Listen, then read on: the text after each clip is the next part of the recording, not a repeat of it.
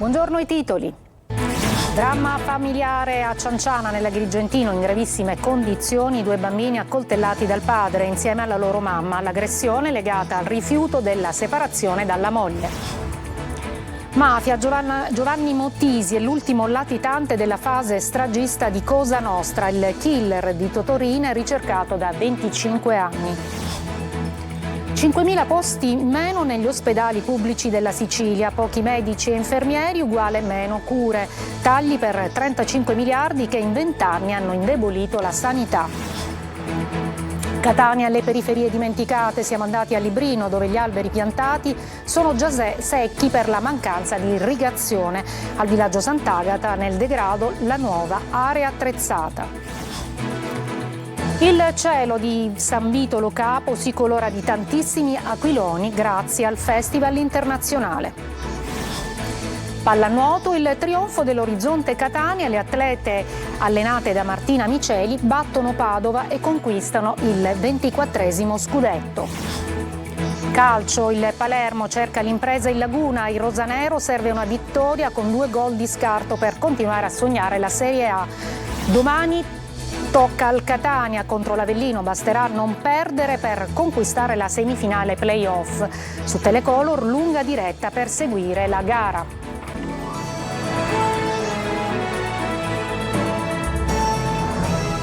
Eccoci, buongiorno. Rimangono gravi le condizioni dei 2 bambini accoltellati dal padre insieme alla loro mamma a Cianciana. Siamo nell'Agrigentino, l'uomo consegnatosi ieri ai carabinieri è in carcere a Sciacca.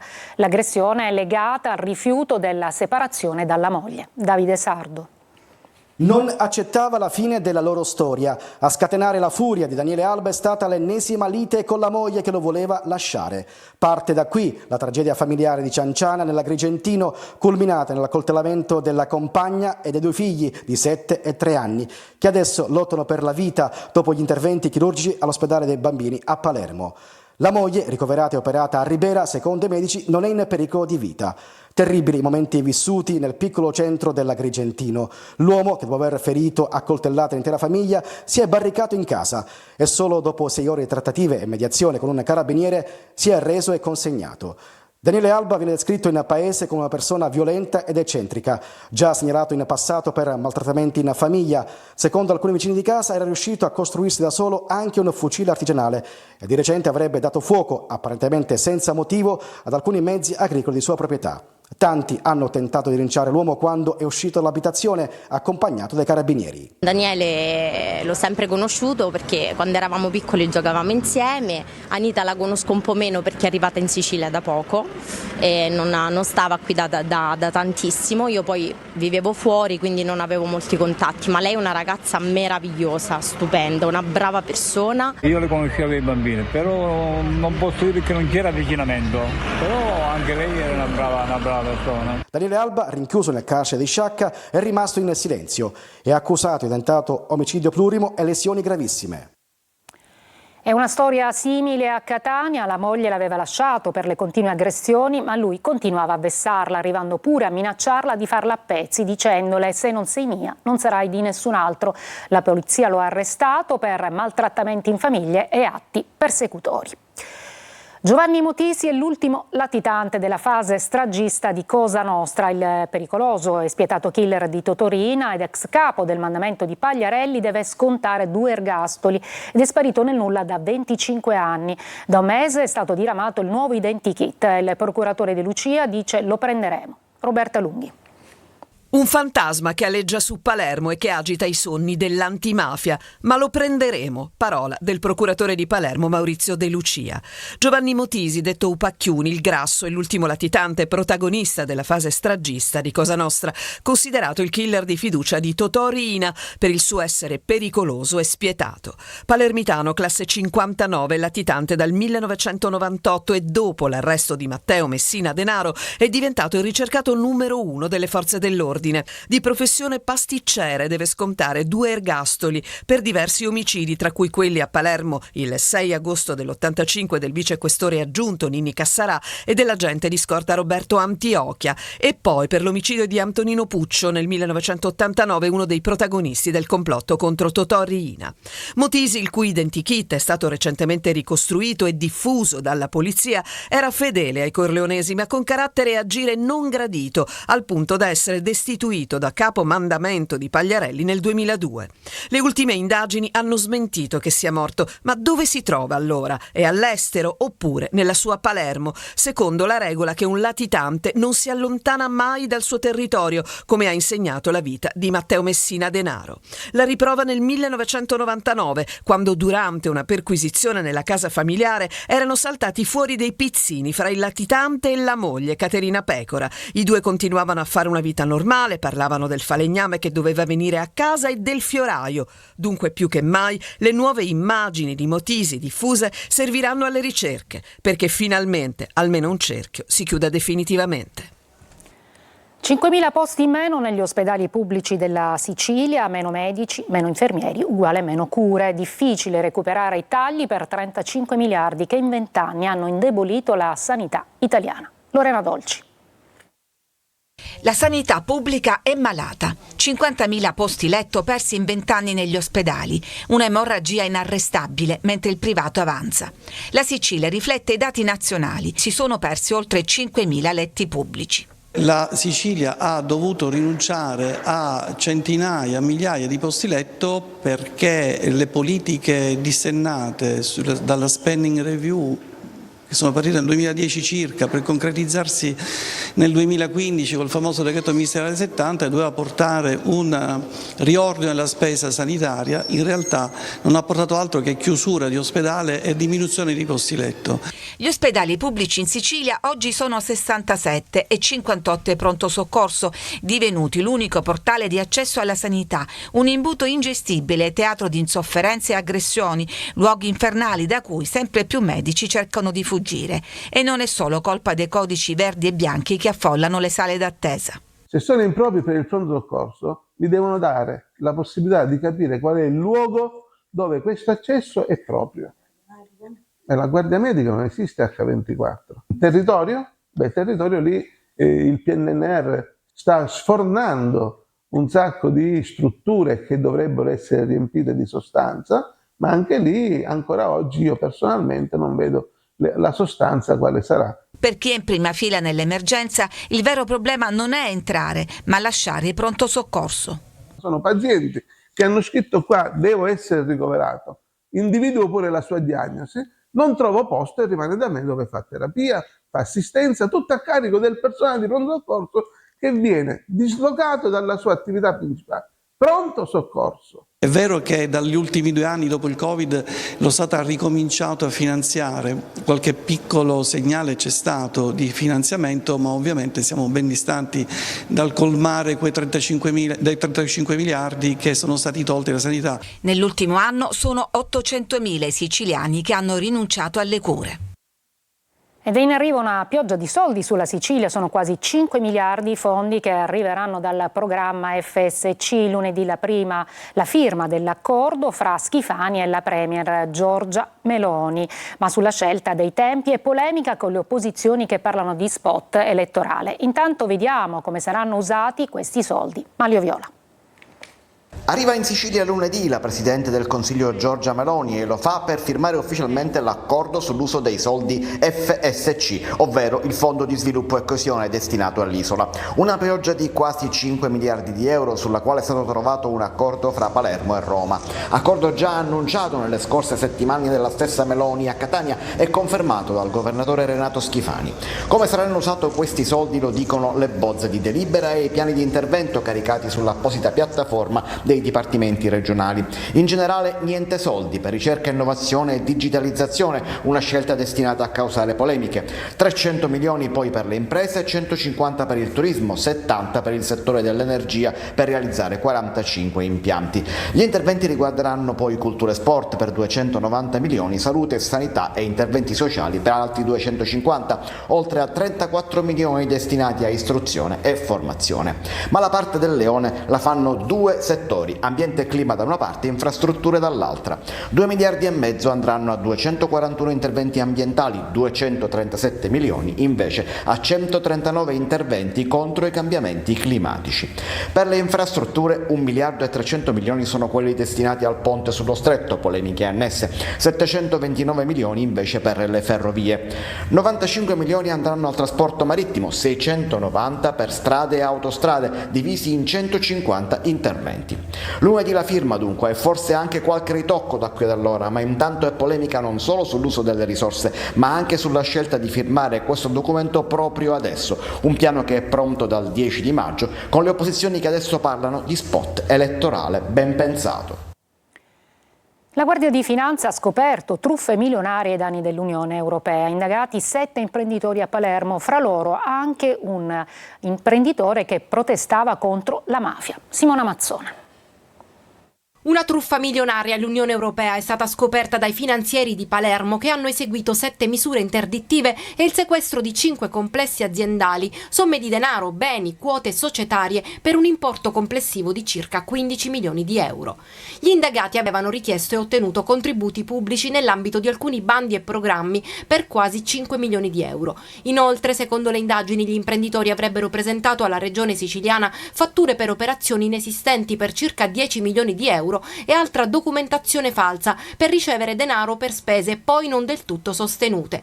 Fondi pubblici in parte utilizzati per fini diversi rispetto a quelli per i quali erano stati erogati, ad esempio per sottoscrivere fondi comuni di investimento. Gli indagati sono tutti amministratori e legali rappresentanti di società del Palermitano. Tra questi anche Giuseppe Barone, conosciuto nel capoluogo per un camper della legalità parcheggiato in centro e che più volte ha denunciato di essere nel mirino della mafia e sul cui capo oggi, con l'operazione delle fiamme gialle, pendono numerosi reati per truffa.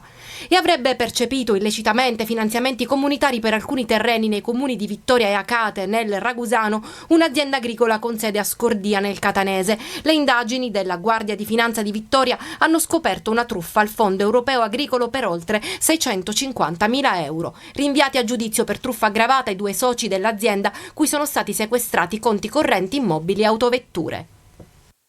Catania e le periferie dimenticate. Oggi vi mostriamo 2 esempi dove i progetti di rilancio valgono pochi mesi, poi cadono nell'oblio. Siamo andati a Librino, al villaggio Sant'Agata. Tonino De Mana. Nelle intenzioni c'è il riscatto della periferia catanese, ma dopo aver intercettato fondi europei per realizzare parchi e zone a verde, tutto o quasi viene dimenticato e poco importa se si tratta di soldi pubblici. Quella che vi mostriamo non è un'area desertica, ma una distesa di piante, oltre 2000 e di varie specie messe a dimora e lasciate al loro destino.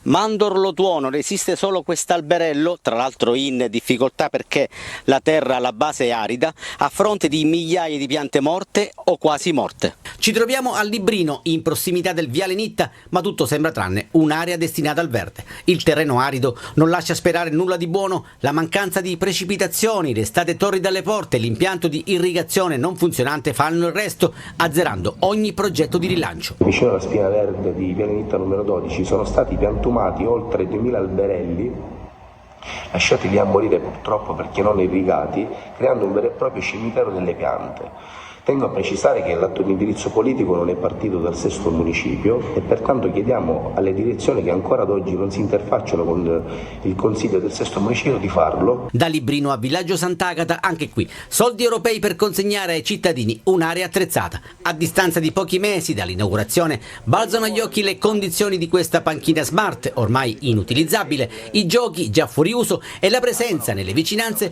del campo di calcetto di una nutrita colonia di topi. Il video che vi proponiamo è di un telespettatore, questo signore, che ci segnala alcune stranezze. Ci sono più più topi che bambini qua, e non è giusto a mettere i bambini escrementi che ci sono in giro. Anche la luce sono ornamentali, ma non accendono. Perché non accendono? E poi rincara la dose. Ho visto che mancava questo bullone e tra topi, tra questa qua, io non la porto più. All'esterno, questa sì, colpa esclusiva degli incivili, l'immancabile discarica a cielo aperto.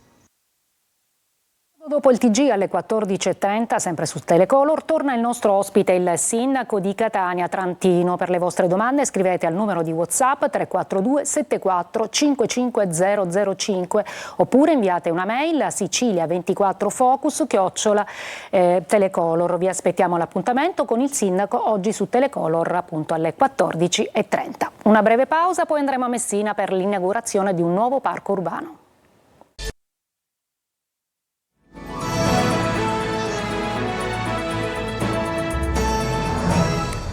A Messina un nuovo spazio verde dopo l'inaugurazione di Villa Dante, il Parco Aldo Moro, un'area della quale molti non conoscevano nemmeno l'esistenza. Sarà un punto turistico per i panorami sullo stretto. Francesco Triolo.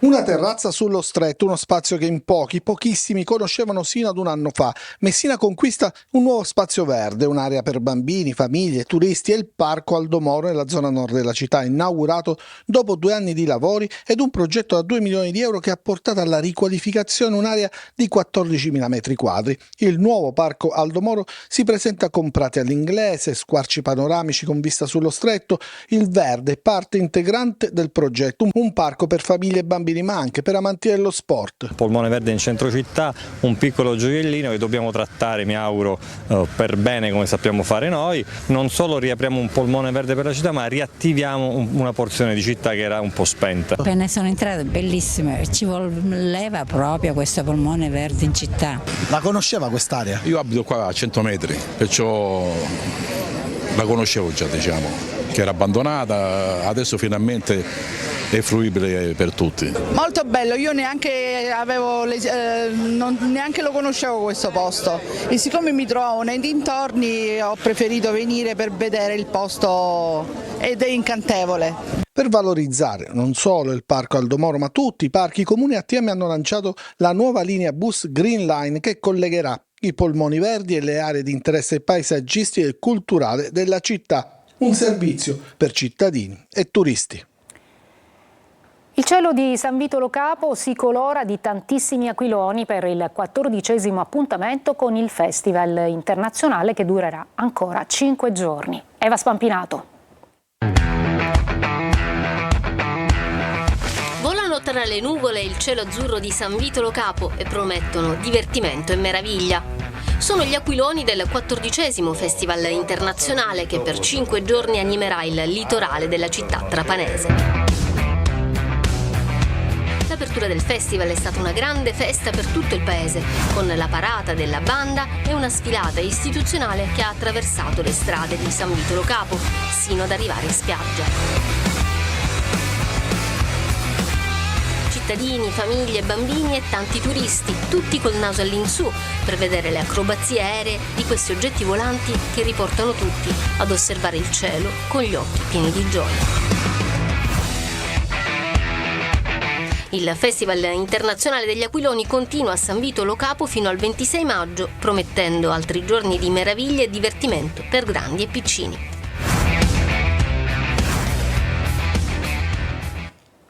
Una breve pausa e poi lo sport con la pallanuoto femminile e il calcio.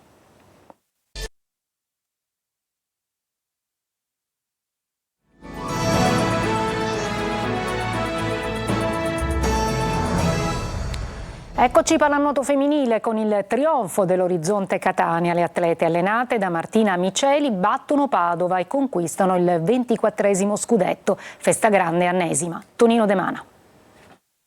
Finisce come sempre, con le lacrime di gioia che si confondono con l'acqua. Da quell'acqua emerge ancora una volta vincitrice l'Orizzonte Catania. Il 14-12 maturato nella bolgia della piscina di Nesima vale il 24esimo scudetto per una società che non smette di stupire e soprattutto di vincere.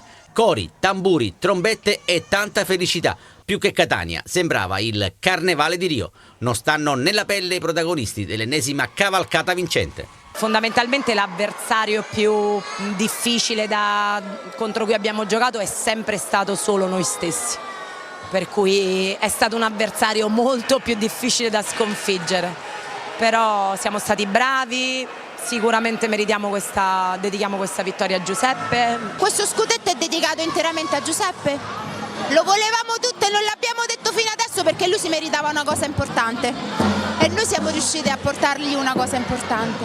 Siamo noi, i campioni dell'Italia siamo noi! Calcio, il Palermo in campo questa sera per provare la grande impresa, rosanero impegnati a Venezia nel match di ritorno della semifinale play-off. Ai rosanero occorre una vittoria con 2 gol di scarto. Marco Gullà. Il giorno della verità. Il Palermo si gioca tutto in 90 minuti. I rosanero vanno a caccia dell'impresa sul campo del Venezia dopo la sconfitta nella gara d'andata della semifinale play-off. Alla squadra di Mignani serve una vittoria con almeno 2 gol di scarto per raggiungere la finale. I favori del pronostico sono chiaramente tutti per gli uomini di Vanoli, ma l'ultimo precedente al Penso può far ben sperare. Il Palermo vinse 3-1 con tripletta di Brunori. Insomma, si può fare, anche se ovviamente la formazione rosanero dovrà cambiare abito rispetto a quello indossato all'andata al Barbera. Comunque una squadra ha bisogno di equilibrio, perché poi è vero che noi dobbiamo fare 2 gol, ma se 2 gol si possono fare anche dal 70° al 90°, non è detto che si debbano fare i primi minuti di gioco, anzi più vicini li fai, cioè prima li fai, se dovessi riuscire a farli, e più tempo dà all'avversario per andarti a recuperare. Quindi non è questo il pensiero è di proporre una squadra che abbia equilibrio, che abbia la forza comunque di provare ad andare a far gol all'avversario, ma con lucidità e con coscienza. Lucidità, coscienza, equilibrio. Il Palermo se la giocherà con Brunori e probabilmente ancora Soleri in avanti, trequartista uno tra Insigne, Di Francesco o Di Mariano. In porta torna Piacelli, Desplanche è out per infortunio, così come Ceccaroni. Lund c'è, è convocato. Marconi confermato in difesa. Al Penso circa 300 tifosi rosanero, numero ridotto per via delle limitazioni alla vendita. Lo start alle 20:30. Serie C, vigilia di Avellino Catania, ritorno dei play-off. I rossazzurri partono dalla vittoria del Massimino su Telecolor, lunga diretta per seguire la gara. Francesco Triolo. 2 risultati su 3 a disposizione. Il Catania al Partenio può contare su vittoria e pareggio, quello che i rossazzurri, in svantaggio per la classifica di fine campionato, speravano alla vigilia del doppio confronto con l'Avellino. Adesso toccherà ai rossazzurri completare il mosaico. Zeoli e la squadra sono ben consapevoli della situazione, stanno lavorando cercando di non lasciare nulla al caso, anche perché l'Avellino dovrà segnare, quindi disputare una partita d'attacco per passare il turno. Occorre farsi trovare pronti a arginare l'offensiva erpina e magari sfruttare i pochi punti deboli della squadra di pazienza. L'allenatore Teneo dovrebbe continuare a dare fiducia alla difesa 3, composta da Monaco, Quaini e Castellini, che hanno dato ampie garanzie in queste partite. Turaro migliora, ma più di una ventina di minuti in un momento di emergenza non potrà fare. Tra i convocati potrebbe esserci anche Peralta, che sta facendo di tutto per recuperare, anche solo per andare in panchina ed essere disponibile per qualche minuto all'occorrenza. Qualcosa Zeoli potrebbe cambiare in attacco, dando fiducia a Marsura o a Chirico accanto a Cianci, oppure scegliendo inizialmente l'esperienza di Di Carmine, salvo poi modificare tatticamente la squadra in corsa. L'orientamento sembra comunque quello di schierarsi inizialmente ancora con il 3-5-2. Il Partenio sarà tutto esaurito, 500 i posti disponibili per i tifosi rossazzurri, ma solo per i possessori di tessera del tifoso non residente in Sicilia. Nessuna restrizione per i nati a Catania non residenti in Sicilia. Per il match del Partenio, in programma domani alle 20:30 prevista una lunga diretta su Telecolor dalle 19:30, 4 ore live con diretta stadio, collegamenti dal Massimino, analisi, interviste post partita in anteprima ed i vostri commenti via WhatsApp al numero 342 77 12 855. Io mi fermo qui, dopo la sigla il nostro focus. Oggi in studio il sindaco di Catania Trantino. Grazie per l'ascolto e buon pomeriggio.